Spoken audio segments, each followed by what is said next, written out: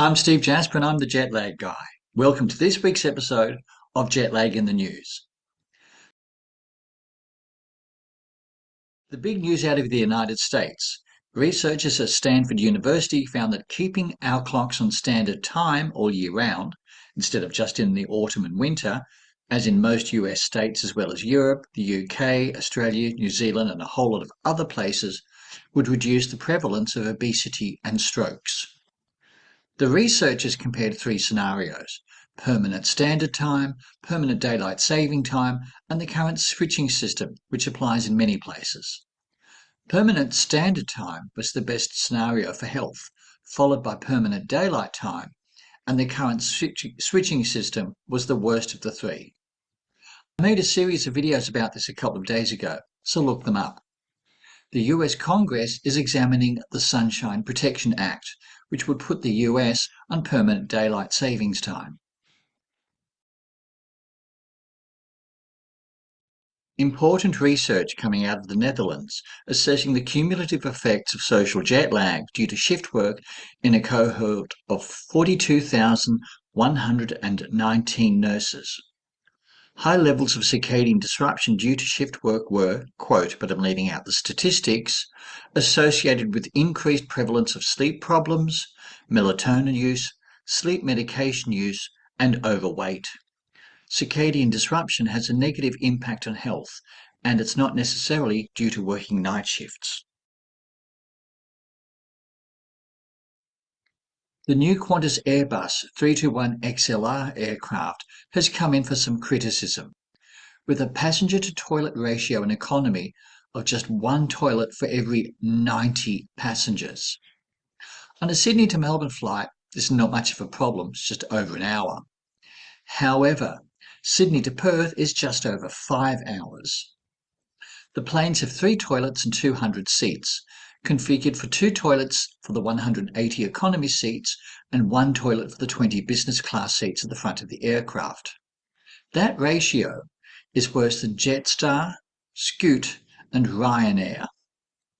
Qantas does plan to upgrade these planes to have 1 more toilet within the next few years. Vanda Pharmaceuticals drug Hetlioz, which has been proposed for jet lag, has been found successful in a study for primary insomnia, meaning that patients got to sleep more quickly. Importantly, the study found, quote, no cognitive or mood changes, rebound or withdrawal effects were observed after discontinuation. Let's see if this product does end up being registered for jet lag down the track. Melatonin is often used for jet lag, and there has been the discovery of non-compliant melatonin in online supplies of the drug here in Australia. Some products had no melatonin whatsoever, while one had more than 4 times the label dose.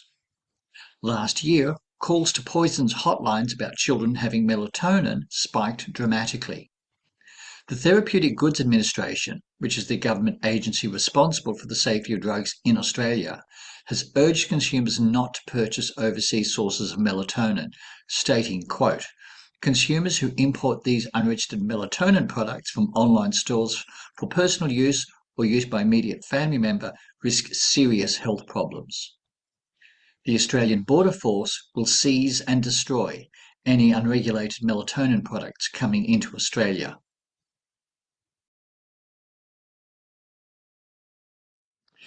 Research out of Tunisia, and I got to use another new banner this week. Last week Luxembourg, this week Tunisia. This was a review into the effects of shift work, night shift and alcohol consumption. The researchers found that, quote, consistent association between shift work and alcohol consumption. There is sufficient evidence that shift work is associated with alcohol consumption, particularly night shifts. In all occupations, shift workers are at increased risk of excessive alcohol consumption and developing alcohol-related disorders. Also disturbing was the gender-specific finding, which was, quote, women who work night shifts, particularly those aged 50 years and older, are more vulnerable to alcohol consumption and related disorders. Therefore, preventive measures and workplace interventions need to be gender-specific. The USC Trojans have been doing a lot of travel recently, including a trip to Dublin to play against the Minnesota Vikings, which they won. They're also playing against the Fighting Illini in Illinois, and some fans have been started referring to the big noon kickoff as the big 9 a.m. kickoff, which it is for these West Coast players.